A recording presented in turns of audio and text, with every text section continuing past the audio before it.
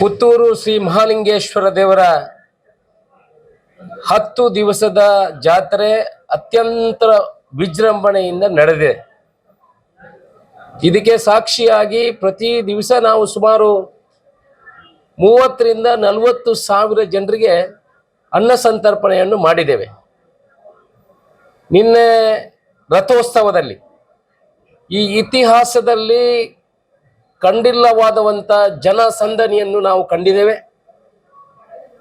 ಇವಾಗ ತಾನೇ ದೇವರು ವೀರಮಂಗಲದಲ್ಲಿ ಪುಣ್ಯಸ್ಥಾನವನ್ನು ಮಾಡಿ ದೇವಸ್ಥಾನದ ಒಳಗೆ ಬರುವಾಗ ಸುಮಾರು 25 ರಿಂದ 30 ಸಾವಿರ ಇತಿಹಾಸದಲ್ಲಿ ಮೊದಲ ಬಾರಿಗೆ ಇಷ್ಟೊಂದು ಜನ ದೇವರ ಜೊತೆಯಲ್ಲಿ ಪುಣ್ಯಸ್ಥಾನವನ್ನು ಕೂಡ ಮಾಡಿದ್ದಾರೆ. ನಮ್ಮ ದೇವಸ್ಥಾನದ ಆಡಳಿತ ಮಂಡಳಿಯ ಈಶ್ವರ ಭಟ್ರು ಅಧ್ಯಕ್ಷರಾಗಿ ಮತ್ತೆ ಎಲ್ಲ ಸದಸ್ಯರಿಗೆ ಸಾರ್ವಜನಿಕರ ಪರವಾಗಿ ನಾನು ಅಭಿನಂದನೆಯನ್ನು ಕೂಡ ಹೇಳ್ತೇನೆ.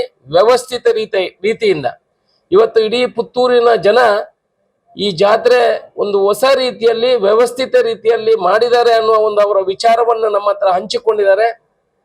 ಮಹಾಲಿಂಗೇಶ್ವರ ದೇವರು ಸಂತುಷ್ಟರಾಗಿದ್ದಾರೆ ಅಂತ ನಮ್ಮ ಅನಿಸಿಕೆ.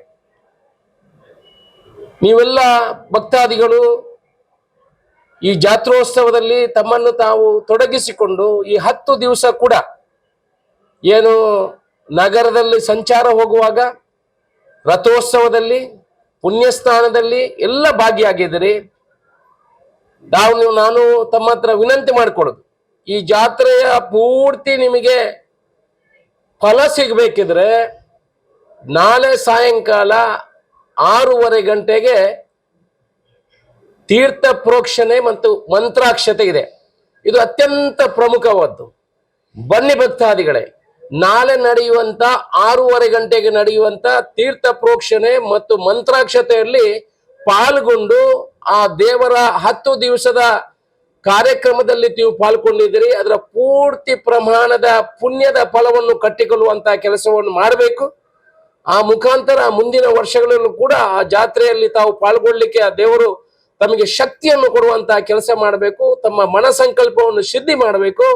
ನಾವೆಲ್ಲ ದೇವಸ್ಥಾನದ ಆಡಳಿತ ಮಂಡಳಿಯ ಪರವಾಗಿ ಈ ಸಾರ್ವಜನಿಕರ ಪರವಾಗಿ ಎಲ್ರಿಗೂ ದೇವರ ಹತ್ರ ಬೇಡಿಕೊಳ್ತೇವೆ ಅತ್ಯಂತ ಯಶಸ್ವಿಯಿಂದ. ಇವತ್ತು ಉಳ್ಳಾಲ್ತಿ ಬರುವಾಗ ಕೂಡ ಅತ್ಯಂತ ಹೆಚ್ಚಿನ ಜನ ಸೇರಿದ್ದಾರೆ. ಈ ಹಿಂದೆ ಅಲ್ಲಿ ಉಳ್ಳಾಲ್ತಿ ಬರಲಿಕ್ಕೆ ಭಾರಿ ಕಷ್ಟ ಆಗ್ತಿತ್ತು ಜನರಿಗೆ.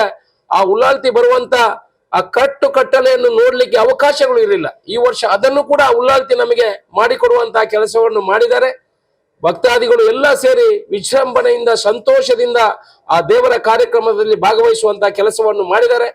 ನಮ್ಮೆಲ್ಲರ ಪರವಾಗಿ ನಿಮಗೆ ದೇವರು ನಿಮ್ಮ ಬೇಡಿಕೆಗಳಿದೆ, ನೀವು ದೇವರ ಹತ್ರ ಪ್ರಾರ್ಥನೆ ಮಾಡಿದಿರಿ, ಅದನ್ನು ದೇವರು ಅನುಗ್ರಹಿಸಲಿ ಅಂತ ನಾವು ಪ್ರಾರ್ಥನೆಯನ್ನು ಮಾಡ್ತೇವೆ.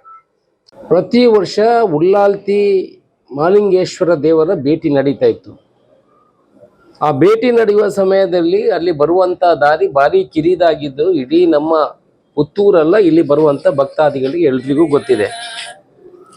ನಾವು ಅಲ್ಲಿ ಏನಾಗಿತ್ತು, ಅದರ ಎದುರುಗಡೆ ಇರುವಂತ ಒಂದು ಹಳೆಯ ಕಟ್ಟಡ, ಸುಮಾರು 100 ವರ್ಷದ ಹಿಂದಿನ ಕಟ್ಟಡ. ಇವಾಗಲೇ ಅದು ಕೋರ್ಟಿನಿಂದ ಆದೇಶ ಮುಖಾಂತರ ಅದನ್ನು ತೆರವುಗೊಳಿಸಬೇಕು ಅಂತ ಆದೇಶ ಆಗಿತ್ತು. ಆದರೆ ನಗರಸಭೆಯವರ ಅವರು ಸರ್ಕಾರ ಅಂತ ಹೇಳಿದ್ರೆ ಹಾಗೇನೆ ಬೇಕಾ ಬೇಡವಾ, ಅಲ್ಲಿ ಏನಾದರೂ ಅಲ್ಲಿ ಬಾಡಿಗೆ ಇದ್ದವರು ಏನು ಮಾಡ್ತಾರೆ ಅಂತ ನಮಗೆ ಗೊತ್ತಿಲ್ಲ.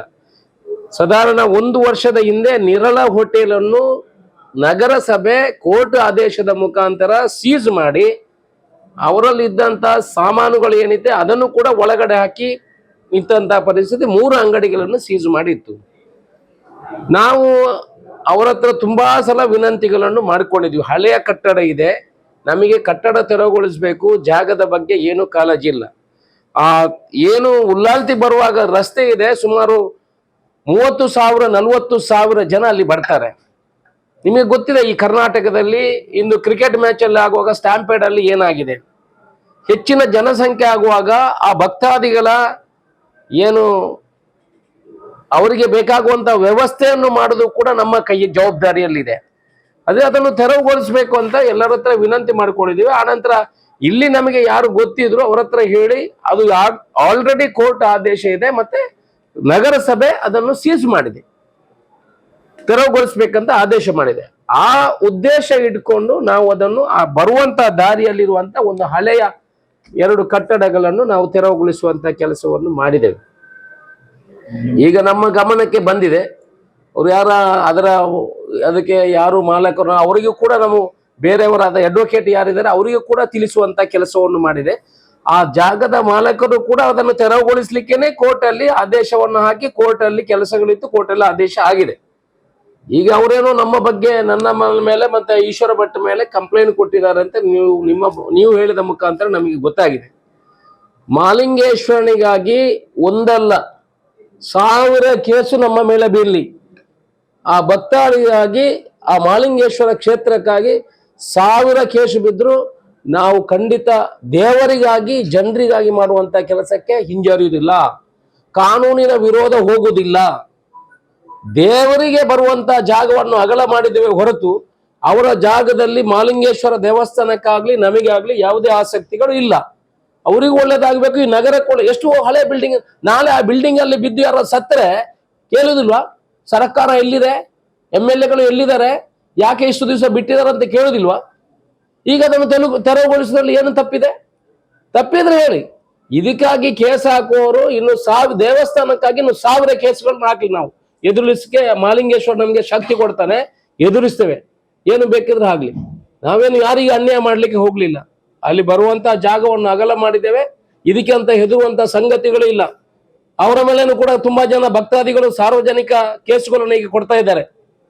ದೇವಸ್ಥಾನದ ಭಕ್ತಾದಿಗಳು ಆ ಜಾಗದ ಯಾರು ಇದ್ದಾರೆ ಅವರ ಮೇಲೇನು ಕೂಡ ಜನ ಕೇಸ್ ಕೊಡುವಂತ ಕೆಲಸವನ್ನು ಮಾಡ್ತಾರೆ. ನಾವು ಅವ್ರ ಹತ್ರ ವಿನಂತಿ ಮಾಡ್ಕೊಳ್ಳೋದು, ಇದು ದೇವರಿಗಾಗಿ ನಮ್ಮ ದೇವಸ್ಥಾನ ಅಲ್ಲಿ ಬಂದು ಉಲ್ಲಾಲ್ತಿ ಮತ್ತೆ ನಮ್ಮ ಮಾಲಿಂಗೇಶ್ವರ ದೇವರು ಭೇಟಿ ಮಾಡುವಂತಹ ಜಾಗ ಇದೆ. ಮುಂದಿನ ದಿವಸದಲ್ಲಿ ಆ ಜಾಗವನ್ನು ಕೂಡ ದೇವಸ್ಥಾನಕ್ಕೆ ಬಿಟ್ಟು ಕೊಡಬೇಕು, ಬೇಡಿಕೆ ಇದೆ ನಮ್ದು. ಮುಂದಿನ ದಿವಸದಲ್ಲಿ ಏನು ಮಾಲಿಂಗೇಶ್ವರ ದೇವರು ಮತ್ತೆ ಉಲ್ಲಾಲ್ತಿ ಅಲ್ಲಿ ಭೇಟಿಯಾಗುವಂತಹ ಜಾಗ ಇದೆ, ಇದನ್ನು ಕೂಡ ದೇವಸ್ಥಾನಕ್ಕೆ ಬಿಟ್ಟು ಕೊಡಬೇಕು. ನಿಮ್ಮ ಮೂಲಕ ಅವರಿಗೆ ತಿಳಿಸುವಂತದ್ದು. ಇದು ನನಗಲ್ಲ, ಇದು ಮಾಲಿಂಗೇಶ್ವರನಿಗೆ, ಭಕ್ತಾದಿಗಳಿಗೆ. ಆದ್ರಿಂದ ನಿಮ್ಮ ಮೂಲಕ ಅವರು ಕಂಪ್ಲೇಂಟ್ ಕೊಡುವಂತವ್ರು ಕೊಡುದು ಬೇಡ. ನಾವು ಅವರ ಆಸ್ತಿ ಮೇಲೆ ಏನು ನಮಗೆ ಕಣ್ಣಿಲ್ಲ. ನಮಗೆ ಪುತ್ತೂರಿನ ಅಭಿವೃದ್ಧಿ ಆಗ್ಬೇಕು, ಮಾಲಿಂಗೇಶ್ವರ ದೇವಸ್ಥಾನದ ಅಭಿವೃದ್ಧಿ ಆಗ್ಬೇಕು, ಜನಗಳಿಗೆ ವ್ಯವಸ್ಥೆ ಆಗ್ಬೇಕು. ಕೇಸಿಗೆ ಹೆದರುವವರು ನಾವಲ್ಲ. ಪಟಾಕಿ ಸಿಡಿಸುವಾಗ ಅದಕ್ಕೆ ಒಂದು ಬೌಂಡ್ರಿಯನ್ನು ಹಾಕ್ತೇವೆ. ಒಬ್ಬರಿಗೆ ಇಬ್ಬರಿಗೆ ಗಾಯಗಳಾಗಿದೆ, ಸ್ವಲ್ಪ ತಾಗಿದೆ ಅಲ್ಲ ಸ್ವಾಮಿ. ಬೌಂಡ್ರಿಯನ್ನು ದಾಟಿ ಒಳಗೆ ಹೋಗಿ ರೀಲ್ಸ್ ಮಾಡ್ಲಿಕ್ಕೆ ಹೋದ್ರೆ ಮತ್ತೆ ಏನಾಗ್ತದೆ? ನೀವು ಆ ವಿಡಿಯೋವನ್ನು ನೋಡಿ. ಆ ಬೌಂಡ್ರಿಯನ್ನು ದಾಟಿ ಅದರ ಹೋಗಿ ವಿಡಿಯೋವನ್ನು ಮಾಡಿ ರೀಲ್ಸ್ ಮಾಡುದು ಅಂತ ಸಾಯುವವರೆಗೆ ರೀಲ್ಸ್ ಮಾಡುದ? ಜನರು ಅದನ್ನು ತಿಳ್ಕೋಬೇಕು. ಅದಕ್ಕೆ ಸೇಫ್ಟಿಗಾಗಿ ಅದಕ್ಕೆ ಬೇಕಾಗುವಂತ ನಾವು ಪರಿಧಿಯನ್ನು ಮಾಡಿದಂತ ಕೆಲಸವನ್ನು ಮಾಡಿ, ಇವರು ಪರಿಧಿಯನ್ನು ಹಾರಿ ಹೋಗಿ ಅಲ್ಲಿ ರೀಲ್ಸ್ ಮಾಡ್ಲಿಕ್ಕೆ ಹೋಗಿದ್ದಾರೆ. ರೀಲ್ಸ್ ಮಾಡುವಾಗ ಒಂದು ಕಿಟಿ ಬಂದು ಒಬ್ಬರಿಗೆ ತುಟಿಗೆ ಸ್ವಲ್ಪ ತಾಗಿದೆ, ಅದಕ್ಕೆ ಮೆಡಿಸಿನ್ಗಳು ಆಗ್ತಾ ಇದೆ. ಅವರಿಗೆ ನಾವು ಮಾತಾಡಿದ್ದೀವಿ. ನಾನು ಕೂಡ ಹೋಗಿ ಅವರನ್ನು ಭೇಟಿ ಮಾಡುವಂತ ಕೆಲಸವನ್ನು ಮಾಡ್ತೇನೆ. ಆದ್ರೆ ನಾನು ಸಾರ್ವಜನಿಕರ ಹತ್ರ ಹೇಳುವಂಥದ್ದು, ಇದರಲ್ಲೆಲ್ಲ ರೀಲ್ಸ್ ಮಾಡ್ಲಿಕ್ಕೆಲ್ಲ ಹೋಗಬಾರ್ದು. ಬೈಕಲ್ಲಿ ಗಾಡಿಯಲ್ಲಿ ರೀಲ್ಸ್ ಮಾಡ್ಲಿಕ್ಕೆ ಹೋಗಬಾರ್ದು. ಇದು ಅವರವರ ಜೀವನ ಅವ್ರು ನೋಡ್ಕೊಳ್ಬೇಕಲ್ಲ. ಅದಕ್ಕೆ ಏನು ಇದೆ ಅವರನ್ನು ಸ್ಪಂದನೆ ಕೊಡುವಂತ ಕೆಲಸವನ್ನು ಆಗಿದೆ. ತಪ್ಪು ಆಗಿದೆ ಅವರಿಂದ ಕೂಡ, ಅವರಿಗೆ ಗೊತ್ತಾಗಿದೆ ನಾವು ತಪ್ಪು ಮಾಡಿದ್ದೇವೆ ಅಂತ. ನಾವು ಅವರಿಗೆ ಸ್ಪಂದನೆ ಕೊಡುವಂತ ಕೆಲಸವನ್ನು ಮಾಡ್ತೇವೆ. ಮಹಾಲಿಂಗೇಶ್ವರ ದೇವಸ್ಥಾನದ ವರ್ಷಾವಧಿ ಜಾತ್ರೆಯು ಈ ಸಲ ಬಹಳ ಸಡಗರದಿಂದ ಸಂಭ್ರಮದಿಂದ ಶಿಸ್ತುಬದ್ಧವಾಗಿ ನಡೆದಿದೆ. ಇದಕ್ಕೆ ಮಹಾಲಿಂಗೇಶ್ವರ ದೇವರ ಪ್ರೇರಣೆ, ನಮ್ಮ ಕ್ಷೇತ್ರ ತಂತ್ರಿಗಳಾದ ರವೀಶ್ ತಂತ್ರಿಗಳು ಮತ್ತು ಅಶೋಕ್ ಕುಮಾರ್ ಇವರ ಮಾರ್ಗದರ್ಶನ, ಎಲ್ಲ ಭಕ್ತಾದಿಗಳ ಸಹಕಾರದಿಂದ ಇದು ಆಗಿದೆ ಅಂತೇಳಿ ನಾನು ಹೇಳ್ತೇನೆ. ನೋಡಿ, ಕಳೆದ ಸಲ ನಾವು ಜಾತ್ರೆಯನ್ನು ಮಾಡುವಾಗ ಶಾಸಕರು ನಮ್ಮನ್ನು 10 ದಿವಸ ಇಲ್ಲೊಂದು ಸಭೆ ಕರೆದಿದ್ರು. ಕಳೆದ ಸಲ ನಾವು ಏನು ತಪ್ಪು ಮಾಡಿದ್ದೆವು ಅದನ್ನು ಈ ಸಲ ತಿದ್ದುಕೊಂಡು ಸರಿ ಮಾಡಿದೆವು.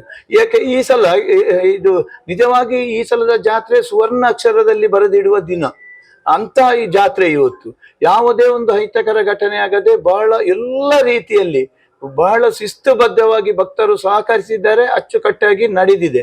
ಅದಲ್ಲದೆ ನಮ್ಮ ಶಾಸಕರು ಕಳೆದ ಸಲ ಕೂಡ ಹೇಳಿದ್ರು, ಇದು ರಾತ್ರಿ ಅನ್ನ ಪ್ರಸಾದ ಕೊಡ್ಬೇಕಂತೇಳಿ. ಅದು ಸಾಧ್ಯವೇ ಇಲ್ಲ ಅಂತೇಳಿ ನಾವು ಸಮಿತಿಯವರೆಲ್ಲ ಮೀಟಿಂಗ್ ಮಾಡಿ ಹೇಳಿದ್ದೆ. ಅದು ಕೂಡ ಉತ್ಸವದ ದಿವಸ 1.5 ಲಕ್ಷ 2 ಲಕ್ಷ, ಈ ಸಲ 2 ಲಕ್ಷ ಜನ ಆಗಿದೆ. ಹಾಗಾದ್ರೆ ಈ ಸಲ ಅವ್ರು ನಮ್ಮನ್ನು ಬಿಡ್ಲಿಲ್ಲ, ಮಾಡಿ ಕೊಡ್ಲೇಬೇಕಂತ ಹೇಳುವ ಮಾತನ್ನು ಹೇಳಿದ್ರು.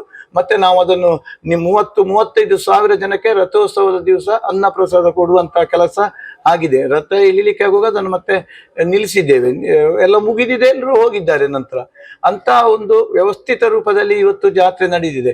ಇವತ್ತು ನಮ್ಮ ಅನ್ನ ಛತ್ರ ನೋಡಿ, ಅನ್ನದಾಗುಳು ಮುತ್ತಾದ ಸ್ಥಳದಲ್ಲಿ ಪ್ರತಿದಿನ ಪಲ್ಲ ಪೂಜೆಯಾಗಿ ಅಲ್ಲಿ ಅನ್ನ ಪ್ರಸಾದ ಕೊಡುವ ಜಾಗ ಒಂದು ವ್ಯವಸ್ಥಿತ ರೂಪದಲ್ಲಿದೆ. 32,000 ಚದರ ಮೀಟರ್, ಮತ್ತೆ ಫ್ಯಾನ್ನ ವ್ಯವಸ್ಥೆ, 60 ನೀರಿನ ಟ್ಯಾಪಿನ ವ್ಯವಸ್ಥೆ, ಎಲ್ಲ ವ್ಯವಸ್ಥೆಯು ಕೂಡ ಆ ಅನ್ನ ಪ್ರಸಾದದಲ್ಲಿ ಶಾಸಕರು ನಮ್ಮ ಹತ್ರ ಹೇಳಿದ್ರು, ಅಲ್ಲಿ ಹಾಳೆ ತಟ್ಟೆಯನ್ನೇ ಕೊಡ್ಬೇಕಂತೇಳಿ. ಎಲ್ರಿಗೂ ಸಣ್ಣ ಮಕ್ಕಳೆಲ್ಲ ಬಟ್ಲೆಲ್ಲ ಸರಿ ತೊಳೆಯುವುದಿಲ್ಲ, ಆದ ಕಾರಣ ಹಾಳೆ ತಟ್ಟೆಯನ್ನೇ ಕೊಡುವಂತ ಕೆಲಸ ಕೂಡ ಅಲ್ಲಿ ಆಗಿದೆ. ಸಂಜೆ ಕಾಫಿ ತಿಂಡಿಯ ವ್ಯವಸ್ಥೆ, ಬಗೆಯ ತಿಂಡಿಗಳು, ಇದನ್ನೆಲ್ಲ ನಮ್ಮ ಅಡುಗೆಯವರ ಮುಖಾಂತರ ಮಾಡಿಸಿ ಭಕ್ತಾದಿಗಳನ್ನು ಸಂತೋಷಗೊಳಿಸುವಂತ ಕೆಲಸ ಮಾಡಿದ್ದೇನೆ. ಇವತ್ತು ರಾತ್ರಿ ಇದು ನಮ್ಮ ಮಹಾಲಿಂಗೇಶ್ವರ ದೇವಸ್ಥಾನದಲ್ಲಿ ರಾತ್ರಿ ಊಟ ಕೊಟ್ಟದ್ದು ಇದು ಶುರು, ಇಷ್ಟ ತನಕ ಕೊಡ್ಲಿಲ್ಲ. ಮೊನ್ನೆ ಶಾಸಕರು ಹೇಳಿದ ನಂತರ ನಾವು ಊಟ ಕೊಡುವ ಕೆಲಸವನ್ನು ಕೂಡ ಮಾಡಿದೆವು. ಇವತ್ತು ಇದು ಕುಡಿ ಇಳಿಸುವ ದಿವಸ, ಆ ದಿವಸ ಕೂಡ 11 ಗಂಟೆಗೆ ಊಟ ಶುರು ಮಾಡುವಂತ ಕೆಲಸ ನಮ್ಮ ಸಮಿತಿಯು ಮಾಡಿದೆ. ಎಲ್ಲರ ಸಹಕಾರದಿಂದ ಮಹಾಲಿಂಗೇಶ್ವರ ದೇವಸ್ಥಾನದ ಜಾತ್ರೋತ್ಸವವು ಸಡಗರದಿಂದ ನಡೆದಿದೆ. ಹಾಗೆ ನಮ್ಮ ಜೀರ್ಣೋದ್ಧಾರ ಕೆಲಸಗಳು ನಾವು ಕೂತ್ರು ಇನ್ನೂ ಕೂಡ ಅವರು ಕೂತ್ಕೊಳ್ಳಿಕ್ಕೆ ಬಿಡುವುದಿಲ್ಲ. ನಾಳೆ ನಾಳ್ತಲ್ಲಿ ಸಭೆ ಕರಿಬೇಕಂತೇಳಿ ಹೇಳಿದ್ದಾರೆ. ಇನ್ನು ಕೂಡ ಕೆರೆ ಕೆಲಸ, ಸಭಾಭವನದ ಕೆಲಸ, ಅಯ್ಯಪ್ಪ ಗುಡಿ ಕೆಲಸ, ಎಲ್ಲ ಕೆಲಸಗಳು ಪುನಃ ಈಗ ನಾವು ಶುರು ಮಾಡ್ತೇವೆ. ಎಲ್ಲ ಭಕ್ತಾದಿಗಳು ಈ ಒಂದು ಜೀರ್ಣೋದ್ಧಾರ ನಮ್ಮ ಕಾರ್ಯಾಲಯ ಮೊನ್ನೆ ಜಾತ್ರೆ ದಿವಸ ಉದ್ಘಾಟನೆಯಾಗಿದೆ. ಎಲ್ಲರೂ ಪ್ರತಿ ಮನೆಯಿಂದಲೂ ಬಂದು ನಿಮ್ಮ ದೇಣಿಗೆಯನ್ನು, ಫಸ್ಟಿನ ಕಂತು ದೇಣಿಗೆಯನ್ನು ನೀಡಿ ಸಹಕರಿಸಿ ಈ ಜೀರ್ಣೋದ್ಧಾರ ಕೆಲಸ ಕಾರ್ಯದಲ್ಲಿ ಭಾಗಿಯಾಗಬೇಕು, ಮಹಾಲಿಂಗೇಶ್ವರ ದೇವರ ಕೃಪೆಗೆ ಪಾತ್ರರಾಗಬೇಕಂತೇಳಿ ಎಲ್ಲ ಭಕ್ತಾದಿಗಳಲ್ಲಿ ನಾನು ವಿನಂತಿಸುತ್ತೇನೆ. ದಿವಸದಿಂದ ದಿವಸಕ್ಕೆ ಪ್ರತಿ 80,000 ಬೀಳುವಲ್ಲಿ 1 ಲಕ್ಷ ಬಿದ್ದಿದೆ, 1 ಲಕ್ಷ ಬೀಳುವಲ್ಲಿ 1,20,000 ಬಿದ್ದಿದೆ. ಹೀಗೆ ಪೇಟೆ ಸವರೆಯಲ್ಲಿ 20,000 30,000 ಜಾಸ್ತಿ ಬಿದ್ದಿದೆ. ಕಳೆದ ಸಲ 4,75,000 ಇದು ಬಟ್ಲು ಕಾಣಿಕೆ ಬಿದ್ದಿದೆ. ಈ ಸಲ 5,26,000 ಬಿದ್ದಿದೆ. ಮತ್ತೆ ದೇಣಿಗೆದೆಲ್ಲ ಕೌಂಟ್ ಆಗ್ಬೇಕಷ್ಟೇ. ಎಲ್ಲ ಸೇವೆಗಳು ಜಾಸ್ತಿ ಆಗಿದೆ ಕಳೆದ ಮತ್ತೆ ಈಗ ನೋಡಿ, ನಾವು ಹೊರ ಕಾಣಿಕೆ ಅಂತೇಳಿ ಪೇಟೆಯಲ್ಲಿ ಎಲ್ಲ ವಾಹನ ಉಪದ್ರ ಆಗ್ತದೆ, ವ್ಯಾಪಾರಸ್ಥರಿಗೆ ತೊಂದರೆ ಆಗ್ತದೆ ಅಂತೇಳಿ ಹೊರೆ ಕಾಣಿಕೆ ಅಂತೇಳಿ ಮಾಡಲಿಲ್ಲ. ಪೇಟೆಯಲ್ಲಿ ಆಮಂತ್ರಣ ಅಂತೇಳಿ ಮಾಡಲಿಲ್ಲ. ಹಾಗಂತೇಳಿ ಒಂದು ಅಂಗಡಿಗೂ ಆಮಂತ್ರಣ ಕೊಡೋದೇ ಇರಲಿಲ್ಲ. ಮತ್ತೆ ಯಾವುದೇ ಒಂದು ಬ್ಯಾನರ್ ಗೀನರೆಲ್ಲ ಯಾವುದೂ ಹಾಕಲಿಲ್ಲ. ಆದರೂ ಎಲ್ಲ ಭಕ್ತಾದಿಗಳು ಎಷ್ಟಿನ ಹೊರೆ ಕಾಣಿಕೆಯನ್ನು ಇಲ್ಲಿಗೆ ತಂದು ಕೊಟ್ಟಿದ್ದಾರೆ. ಮತ್ತೆ ಹೆಚ್ಚಿನವರಿಗೆ ಇವತ್ತು ಜಾತ್ರೆಯ ಆಮಂತ್ರಣ ಕೊಡುವಗಳಾಗಿವೆ. ಸೇವೆಗಳು, ತುಪ್ಪ ದೀಪ ಆಗಲಿ, ಎಳ್ಳೆಣ್ಣೆ ಅಭಿಷೇಕ, ಎಲ್ಲ ಸೇವೆಗಳು ಜಾಸ್ತಿ ಆಗಿದೆ. ಭಕ್ತಾದಿಗಳಲ್ಲಿ ಒಂದು ವಿನಂತಿ, ನಾಳೆ ಸಂಜೆ 7 ಗಂಟೆಗೆ ಸರಿಯಾಗಿ ಇಲ್ಲಿ ಮಂತ್ರಾಕ್ಷತೆ ಕಾರ್ಯಕ್ರಮ ನಡೆಯಲಿದೆ. ಎಲ್ಲರೂ ಇಷ್ಟು ಕಷ್ಟ ಬಂದು ಕೆಲಸ ಮಾಡಿದ್ದೀರಿ, ಅದರ ಫಲ ಸಿಕ್ಕಬೇಕಾದ್ರೆ ನಾಳೆ ಮಂತ್ರಾಕ್ಷತೆಯಲ್ಲಿ ನೀವು ಪಾಲ್ಗೊಳ್ಬೇಕು, ಹೆಚ್ಚಿನ ಸಂಖ್ಯೆಯಲ್ಲಿ ಪಾಲ್ಗೊಳ್ಳಿ ಅಂತೇಳಿ ವಿನಂತಿಸ್ತೇನೆ. ನಿಖರ ಸುದ್ದಿ, ಸದಭಿರುಚಿಯ ಕಾರ್ಯಕ್ರಮ. ನೀವು ನೋಡ್ತಾ ಇದ್ದೀರಾ ಕಹಳೆ ನ್ಯೂಸ್, ಸಮಾಜದ ಜಾಗೃತಿಗಾಗಿ ವಸ್ತುನಿಷ್ಠ ವರದಿ.